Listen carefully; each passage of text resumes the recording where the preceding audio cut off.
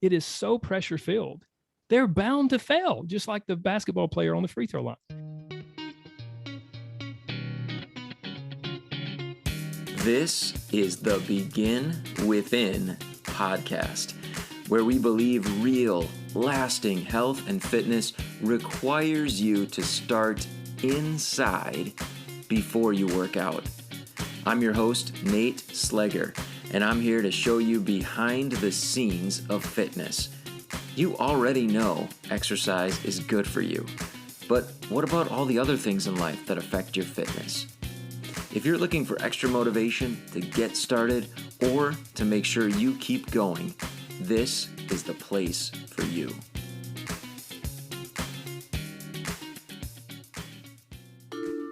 Produced by BeginWithin.fit. My guest today is Corey Little, the host of the Real Life Weight Loss Podcast and the leader of the anti-diet revolution. We're going to talk about that, how he got his start, and some of the, I don't even want to call them tips and tricks, but some of the ways that he helps his clients to move forward, to shift their thinking and experience the best results they've ever had when it comes to fitness and weight loss. You're going to love our conversation, because I truly did. I'm really excited to share this one with you. There are 3 things that I want you to listen for.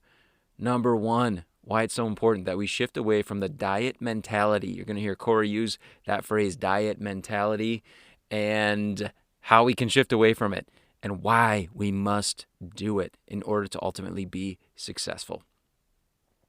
Number 2, we're going to talk a lot about self-love and self-acceptance and why it is so important when it comes to fitness, when it comes to weight loss, when it comes to making healthy changes. And then third, we're going to talk about what he calls the bully in the brain.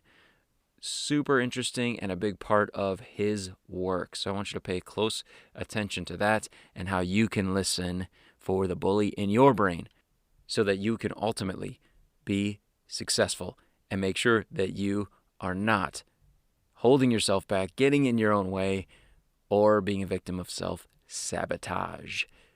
Here's my interview with Corey Little. And it all started actually way back in high school. I played basketball, and like many high school athletes, I got thrown into the weight room. You're skinny, gain some weight or whatever. And my body responded very quickly. This was way back in 1996. Well, excuse me, but actually not 1994, 1995. And my body responded very quickly to lifting weights, and I became fascinated with the sport of bodybuilding. And back then, it was not quite as popular as it is nowadays with, magazines and Instagram and Facebook and so forth. And I lived in a tiny town on a dirt road, and there were no bodybuilding coaches or, there was no Google. There was hardly any internet in 1995. And so I just began to devour anything and everything I could read from the local library, from magazines, anything to teach myself about this sport of bodybuilding and what it took to be successful. And everything I read again and again and again at the age of 16 years old said, workouts are important, but man, nutrition, what you eat is so important. What you eat determines how much muscle you gain. What you eat determines how you look. What you eat determines how much fat you lose.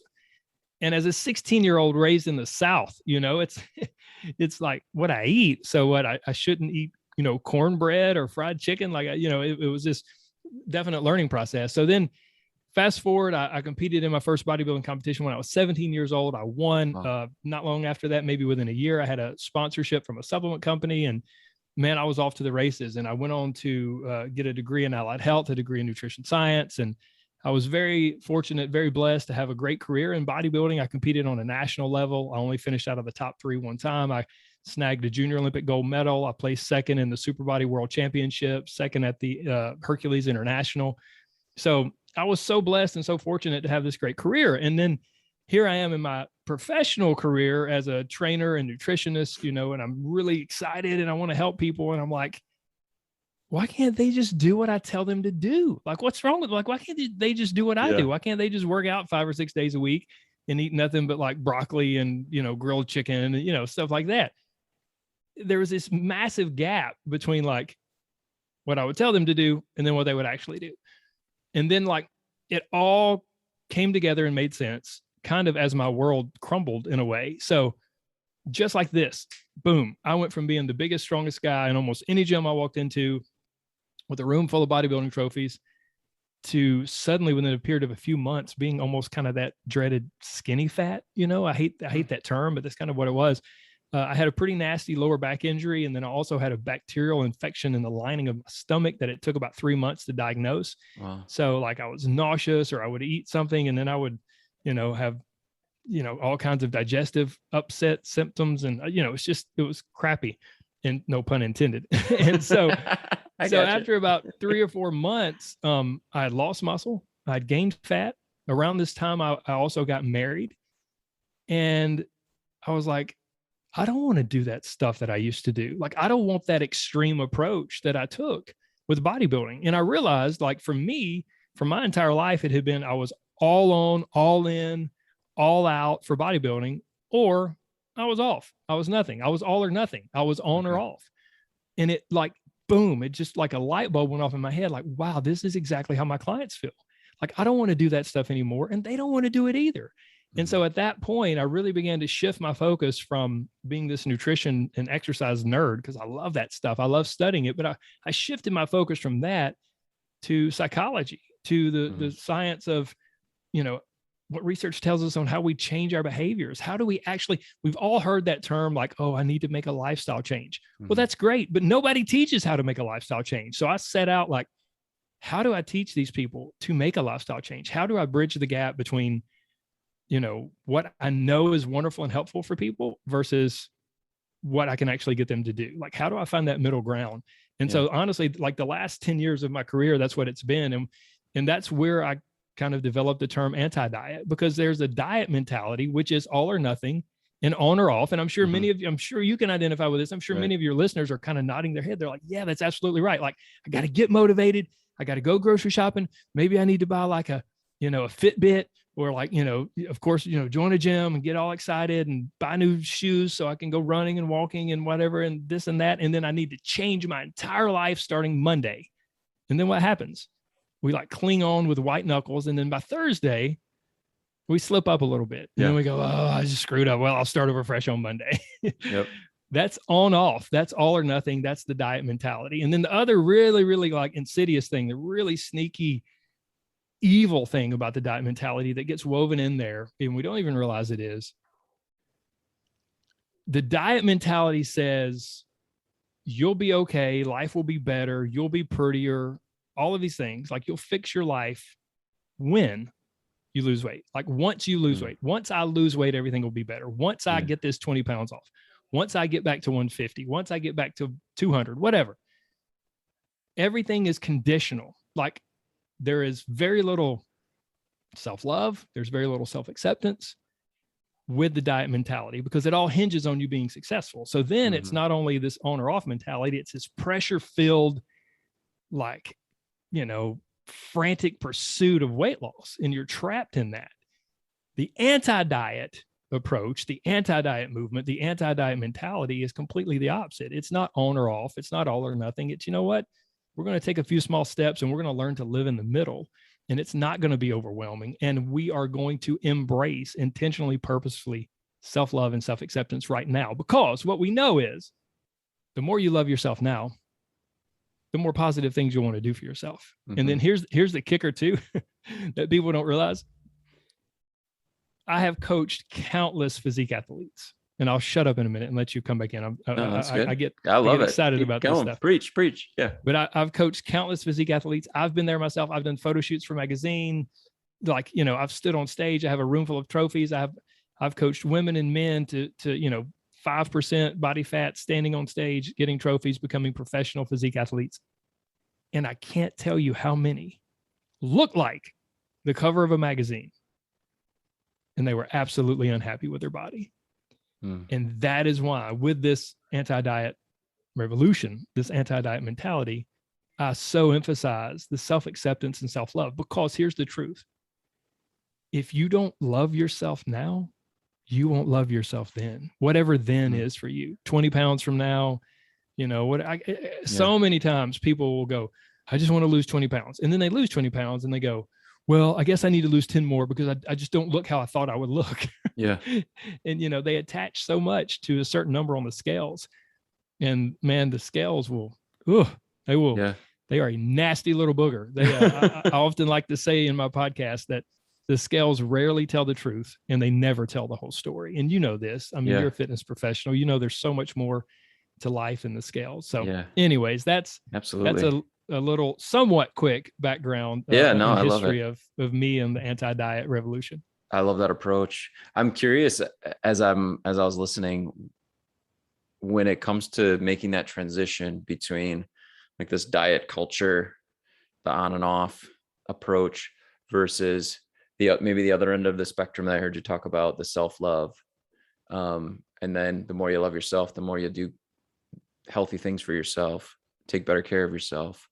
How have you found it works best to help transition from one end to the other, or to be in the middle? Is it just about being aware of the spectrum? And tell me a little bit about some of the steps that you work with clients to make that progress. Yeah, absolutely. So the first thing is I want to throw one other little piece in there. It's not only that, and you're exactly right. You quoted what I said, self-love and self-acceptance. The more we love ourselves now, the more we want to do positive things for ourselves. But the other huge thing that self-love and self-acceptance does right here and now is that it empowers someone to move forward without pressure, because as long as your self-love and self-acceptance and self-worth hinges on your body weight and how you're currently doing or not doing on your diet, it is insane amounts of pressure. I equate it to like, you know, a basketball player. You take a great basketball player, they'll hit, you know, 97% of their free throws. They'll hit 90, whatever. We'll say, we'll err on the low side. They'll hit 92% of their free throws, 92 out of 100 free throws. You take that same player, you put them in the national championship game with millions of people watching, and suddenly, you know, they're shaking, they're nervous, and they're likely to miss the shot. And why? Because it's pressure, because so much hinges on that one shot. And so for people who don't develop self-love and self-acceptance and self-worth first, or at least as they move into the process of losing weight, people who don't do that, it is so pressure filled. They're bound to fail, just like the basketball player on the free throw line. So not only does self-love and self-worth and all of these great things, not only does it do positive things naturally emanate from that. Just like do you have children? I don't. No. You don't? Okay. I don't either. Well, we're terrible people to talk about this, but from everyone I know who has children, they want wonderful, positive things for their children. Why? Because they love them. Yeah. And their children are worth so much to them. They mean everything in the world. We feel that way about our children, but we don't feel that way about ourselves. We talk to ourselves horribly. So anyways, your original question, you ask, how do we move from that, right? How do we move from, all or nothing on off diet mentality to this place of self-love and self-worth and the anti-diet approach? And you mentioned the word awareness, and it's funny. That's a great word and a great point. I actually talk about awareness being like a superpower.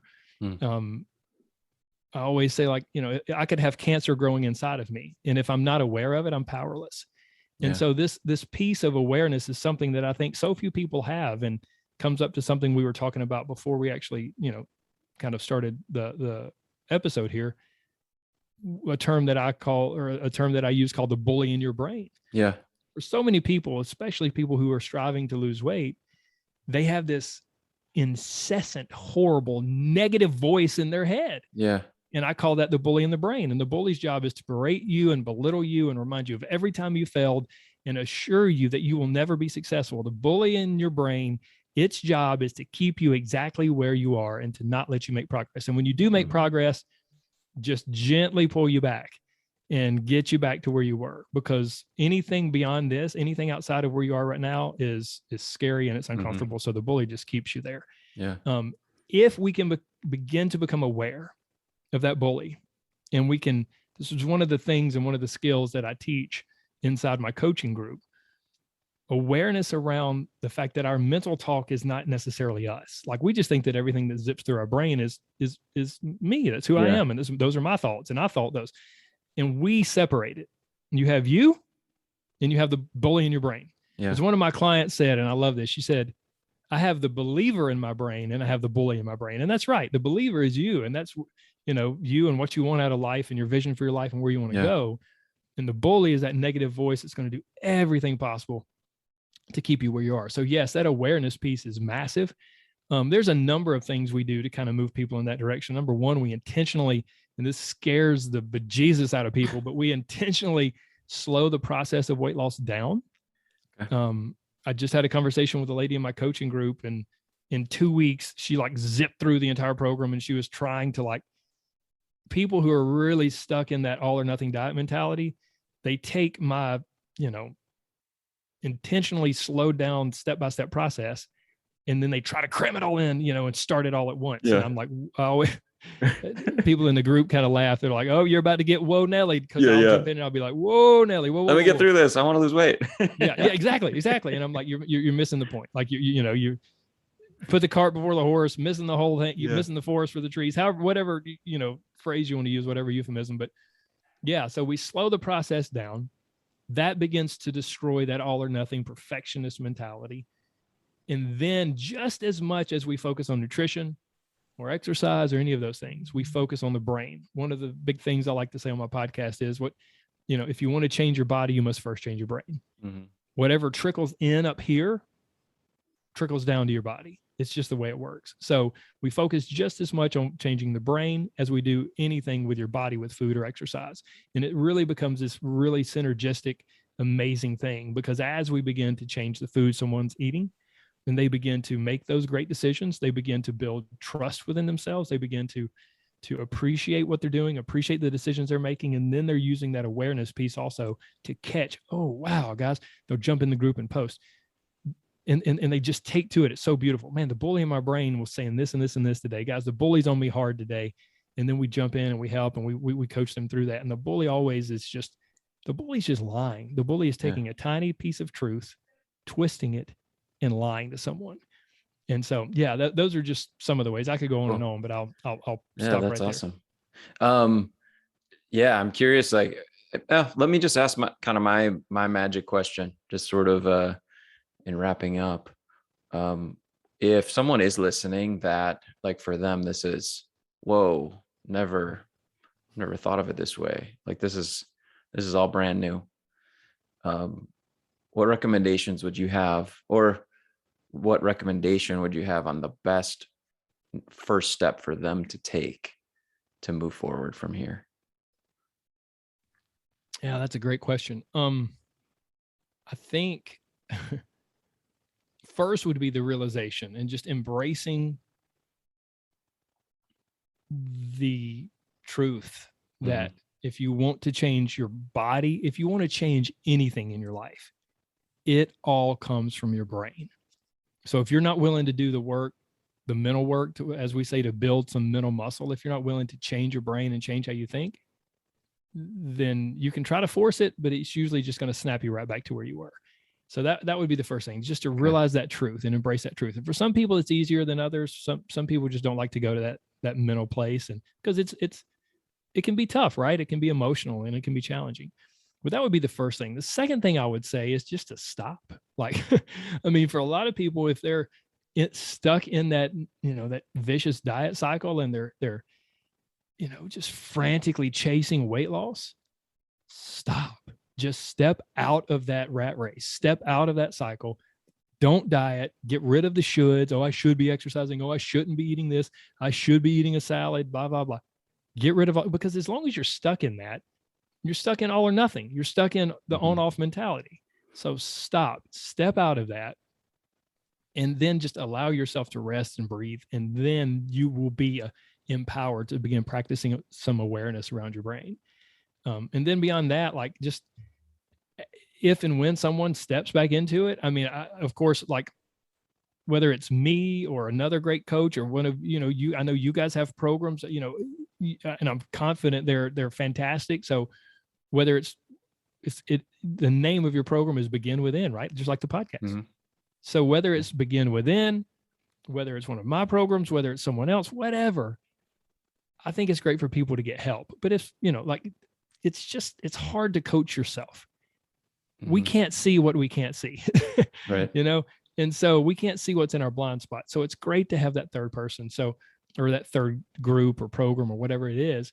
But if someone chooses not to do that, well, then just intentionally take small steps. Mm-hmm. Maybe just change what you drink for the next week, or maybe just change your breakfast. There's so many ways you can do about it, or you can go about it. Mm-hmm. But the crux of it, the foundation of it is, number one, realizing, understanding, and embracing that any and all change comes from your brain. So you must address your brain first and throughout the process. And then number two, stop whatever you're doing. Just stop and give yourself that mental space to begin that process. Awesome. Cool. Coach Corey Little, thank you so much for being here. Oh yeah, man. I hope I didn't burn your ear off too much, but it's my pleasure. I appreciate you having me. Man, that was awesome, wasn't it? I really hope you enjoyed it. As you could tell, I enjoyed the conversation. It was so fun to connect with Corey. And Corey, I want to thank you so much for being on the show once again. If you are interested in connecting with Corey, you can do so at CoreyLittleCoaching.com, COREY, littlecoaching.com, or follow his work on the Real Life Weight Loss Podcast. Before we conclude, I just want to invite you to check in on some of the topics that we talked about and how they relate to you. How are you doing when it comes to the diet mentality or embracing the anti-diet revolution, shifting away from that all or nothing approach that is filled with pressure and, just like we talked about, is setting you up for failure? It's pretty serious that we take a look at that, because we're here to get better. We're here to improve. We want to get healthier. Perhaps losing weight is a goal that you have, and that's fine. But how's that mentality? How's the diet mentality going for you? How's the shift away from it going for you? And away from that, those ideas of once I lose X amount of pounds, or once I accomplish with this, well, then everything's going to be better. It's the key to everything. Once I lose this weight, this fat, once I exercise regularly and reach these goals, well, then everything's going to change. So much pressure, again, is going to lead to failure and ultimately, like Corey pointed out, disappointment when you do realize those goals. If everything is hinging on them, then ultimately we're looking in the wrong place for answers, and we're putting too much importance on those goals. So his recommendation, slow down and embrace self-love and self-acceptance. Remember that the scale rarely tells the truth, and it never tells the whole story. So many good little nuggets, so many good quotes from that interview. I appreciate so much the way that he phrases things for us to be able to remember those. Because again, when we truly accept ourselves, love ourselves, well, then we're going to take good care of ourselves. And that's what this process is all about. So we talked about how do you make that shift. One of those things is listening for the bully in the brain. How's your self-talk, right? And maybe that's the biggest lesson that we can all take away from this episode, is to take a look at our self-talk and, again, become aware of it, slow down, and if there is a bully going on for you, remember that just because it's there doesn't mean it's the real you. It can change. You can change what you're saying to yourself, how you're thinking, and you must do it. In fact, we all have to do that. If we want to change our body, we have to change thoughts first. We have to change what's going on inside our brains. And that all starts with awareness, just paying attention and listening. And man, once the bully gets noticed, once he gets spotlighted, a lot of his power goes away right there. So I invite you to take some time, think about your own journey toward a healthier place, and listen closely to what the self-talk around that is all about. If you need some support, I invite you, reach out to Corey, reach out to me. We're here. We're here to support you. So you can definitely shoot me an email, nate@beginwithin.fit. I can't wait to connect with you more deeply, and I invite you to do so. I'd love to hear what you found to be the most valuable piece of this wonderful conversation that I got to have with Corey Little today. Thanks again so much for your time and your attention. I cannot wait to talk with you again next week. If you are tired of feeling frustrated and disappointed with fitness and you're ready to get on the path to being the healthy person you want to be, just go to beginwithin.fit and click the Join Our Challenge button. We can't wait to support you in your fitness journey and help you to get the results you